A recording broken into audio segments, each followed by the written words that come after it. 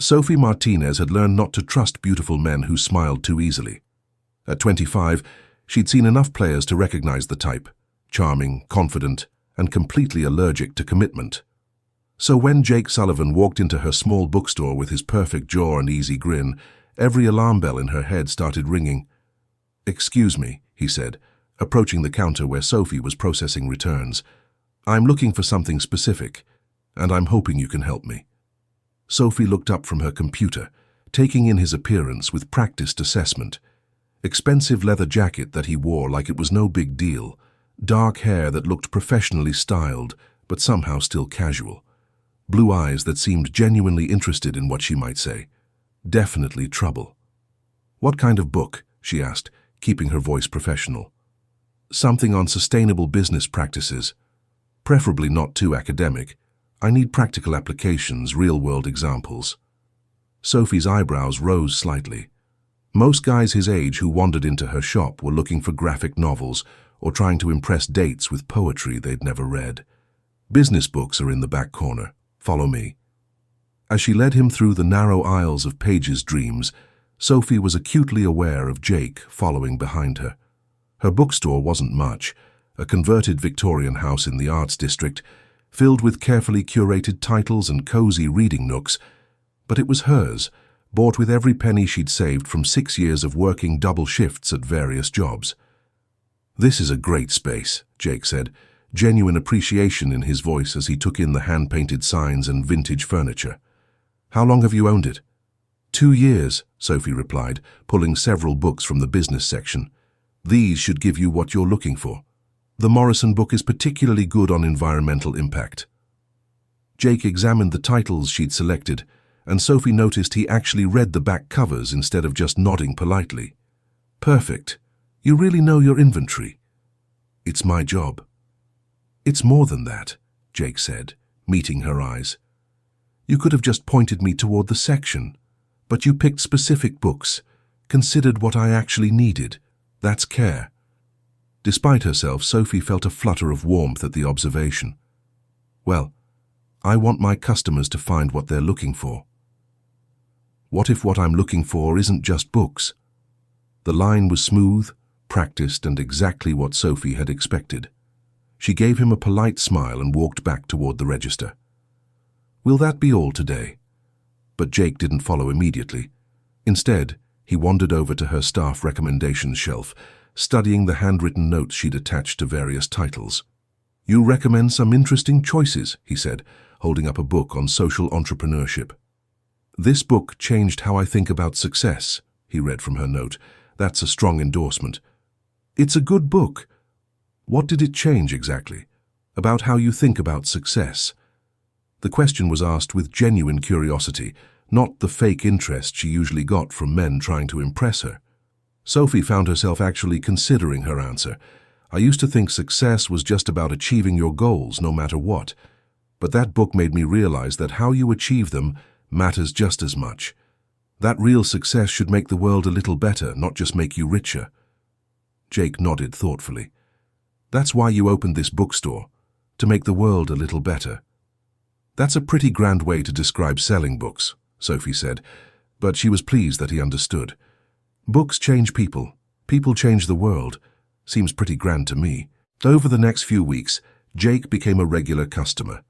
He came in twice a week, always buying something, always ready with easy conversation that somehow never felt forced. Sophie learned that he was new to the city, that he was consulting for various companies on sustainability initiatives, that he had an actual interest in the books he bought, rather than just using them as props. Jake wasn't a player, at least not in the way she'd expected. Yes, women noticed him.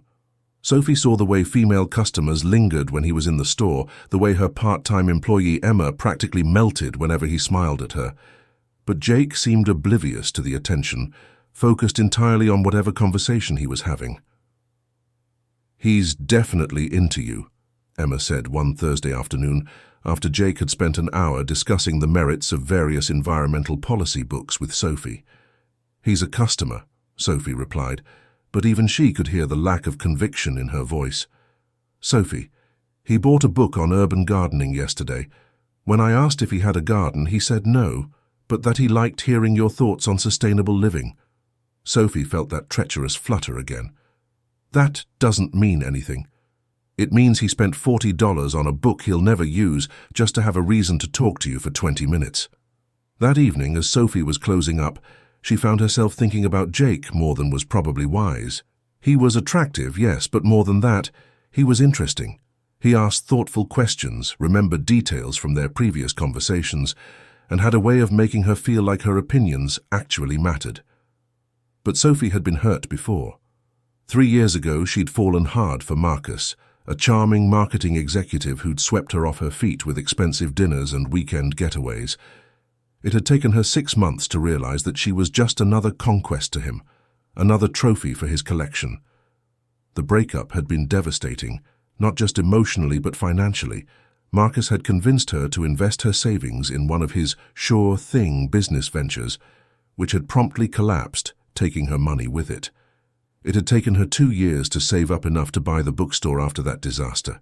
2 years of living on ramen and rice, working multiple jobs, rebuilding her financial life from scratch. She wasn't about to risk it all again for another charming man with secrets. But Jake felt different. Where Marcus had been flashy and demanding, Jake was understated and genuinely interested in her thoughts. Where Marcus had tried to change her, Jake seemed to appreciate her exactly as she was. "Sophie?" Jake's voice interrupted her thoughts. She looked up to find him standing in her doorway, looking uncertain for the first time since she'd met him. "We're closed," she said automatically, then noticed the nervous energy radiating from him. "Is everything okay? I was wondering if you'd like to have dinner with me tonight. Nothing fancy," he added quickly. "There's a little Italian place a few blocks over that I've been wanting to try." Sophie's heart did that fluttering thing again, and she realized that despite all her caution, she'd been hoping he would ask. "I'd like that." Mario's Italian kitchen was exactly the kind of place Sophie would have chosen herself, family-owned, cozy, with more character than polish. Jake had somehow picked perfectly without knowing anything about her preferences. "How did you find this place?" she asked as they settled into a corner booth. "I asked around for recommendations. Specifically, I asked where someone would go if they wanted good food and actual conversation, not just a scene." "And someone recommended Mario's for conversation?" Jake grinned. "Someone recommended it for authentic food. The conversation part I was hoping would come from my dinner companion." They talked easily through dinner, covering everything from books to travel to their completely different upbringings. Sophie learned that Jake had grown up in a small town in Oregon, that he'd put himself through college, that he'd traveled extensively for work but was getting tired of living out of suitcases. "What about you?" Jake asked as they shared a piece of tiramisu. "Always wanted to own a bookstore?" "Since I was 12, Sophie admitted. "I used to spend entire weekends at the public library, and I always thought it would be amazing to be surrounded by books all day. Turns out the reality involves a lot more inventory management than I expected, but I still love it." "What's the best part?" "The recommendations," Sophie said without hesitation. "When someone comes in looking for something specific, or when they're going through a hard time and need exactly the right book and I can help them find it. There's something magical about connecting the right person with the right story at the right moment." Jake was quiet for a moment, studying her face with an intensity that made her suddenly self-conscious. "What?" she asked. "I'm just thinking that you're exactly the kind of person who should own a bookstore," he said softly.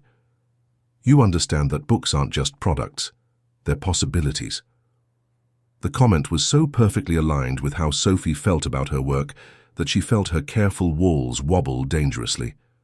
This was how it started with Marcus too, the perfect understanding, the sense that someone finally got her. But Jake wasn't Marcus. Where Marcus had been all surface charm, Jake had depth. Where Marcus had talked about himself constantly, Jake asked genuine questions and listened to the answers. Where Marcus had made grand gestures designed to impress, Jake did small things that showed he was paying attention. Over the next month, they fell into an easy routine. Jake would stop by the bookstore 2 or 3 times a week, sometimes buying books, sometimes just talking. They had dinner together every Friday night, exploring different restaurants in the neighborhood. Jake insisted on paying, but he chose places that were nice without being intimidatingly expensive, showing the same thoughtfulness he brought to everything else. Sophie found herself looking forward to his visits, planning conversation topics, wondering what he would think of new books that came in. Emma teased her mercilessly about her obvious happiness, but Sophie didn't care. For the first time in years, she was allowing herself to hope that maybe she'd found someone worth the risk. The only strange thing was how little she actually knew about Jake's life outside their time together. He was consulting on sustainability initiatives, he'd said, but he was vague about specific clients or projects. He had a nice apartment somewhere downtown, but she'd never been there. He seemed to have plenty of money but wasn't flashy about it, choosing quality over brands in a way that spoke of confidence rather than showing off. "Don't you think it's weird that you've never met any of his friends?" Emma asked one afternoon as they unpacked a shipment of new releases. "We've only been seeing each other for a month," Sophie replied, but the comment nagged at her. She'd mentioned Jake to her own friends, but he'd never mentioned her to anyone in his life. That Friday, Sophie decided to ask about it directly.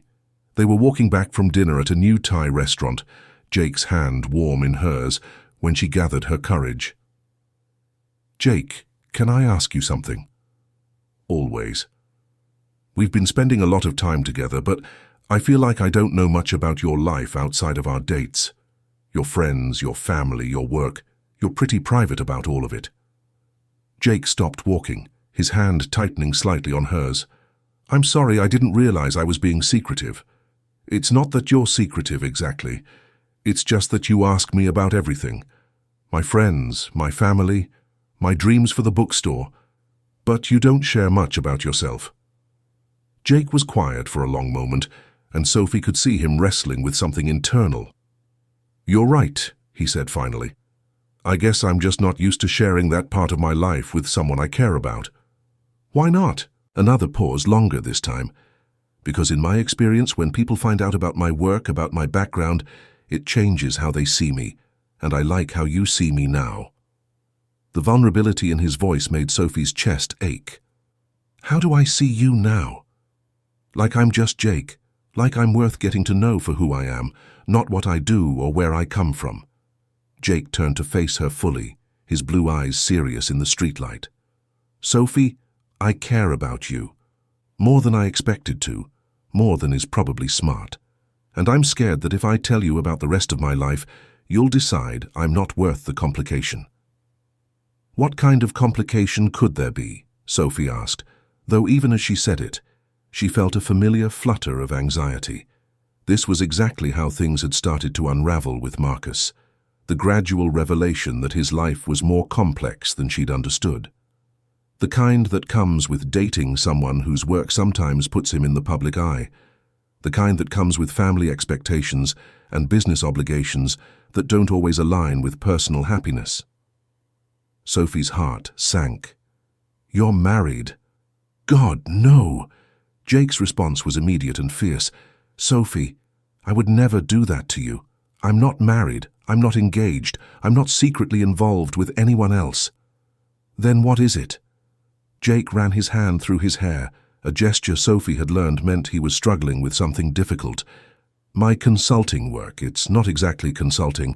I own a company, a fairly large company, and that comes with complications that I'm not sure you're ready for."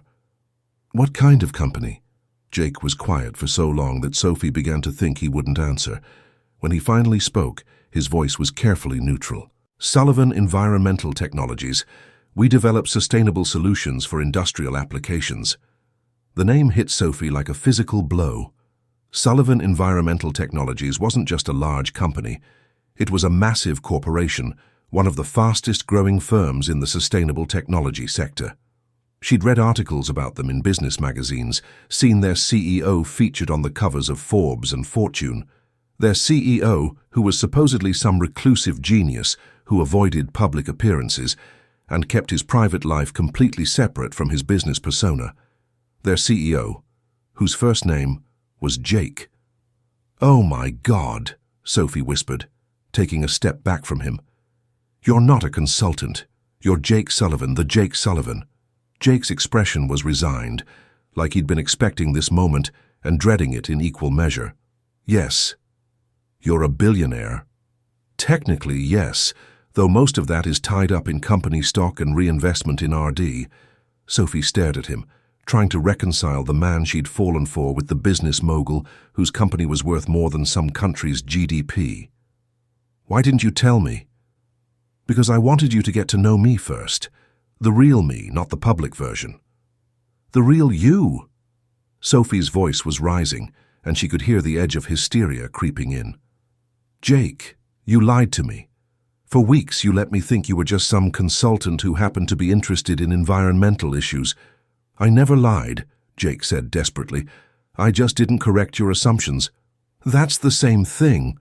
Sophie wrapped her arms around herself, suddenly feeling cold despite the mild evening. Do you have any idea how this looks? Rich guy slumming it with the local bookstore owner, pretending to be normal while he decides if she's entertaining enough to keep around. It's not like that, isn't it? Sophie's voice cracked slightly. Because from where I'm standing, it looks exactly like that. It looks like you were playing a role, seeing how long you could keep up the act. Sophie, please. Jake reached for her, but she stepped back again. Let me explain. Explain what? That you've been lying to me since the day we met, that every conversation we've had has been based on false pretenses. Sophie shook her head, tears starting to blur her vision. I trusted you, Jake. I let myself believe that maybe I'd found someone who was different. I am different. No, you're not. The words exploded out of her, carrying weeks of carefully suppressed fear and the fresh pain of betrayal. You're exactly like every other rich guy who thinks the rules don't apply to him. You're exactly like... She stopped herself before she could say Marcus's name, but Jake heard the comparison anyway. I'm not whoever hurt you before, he said quietly. I know this looks bad, but if you'll just let me explain why I didn't tell you... I need space, Sophie said, backing toward her apartment building. I need time to think about this. Sophie, wait. But she was already fumbling with her keys, desperate to get inside before she completely fell apart in front of him.